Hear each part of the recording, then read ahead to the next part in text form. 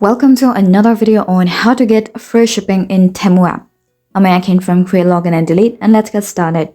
So for that, go ahead and open up Temu application and log into your account. Now, once you're logged in, what you need to do is you need to sign out of your current account and create a new one in order to get a free shipping. But if you have recently signed up for Temu and if it's not been very long, then you could place the order with your current account as well. As you can see, I just signed up for Temu with my new account yesterday and I still have free shipping for all my orders until tomorrow. But if you have an old one, create a new account. For that, tap on settings and now click on the sign out button. Click on sign out once again to confirm. You'll be redirected to the login page. Now, you could also sign up for a new account with your Google ID, Facebook account, or your Twitter account. And once you're signed into Temu account, you'll be able to see the free shipping alert right under your profile right here. So you'll get free shipping until tomorrow 11:59 p.m. So that's how you can get free shipping on all your orders on Temu. I really hope you found this video helpful, and if you did, please make sure to hit the like button and subscribe to us for more great content. Thanks for watching.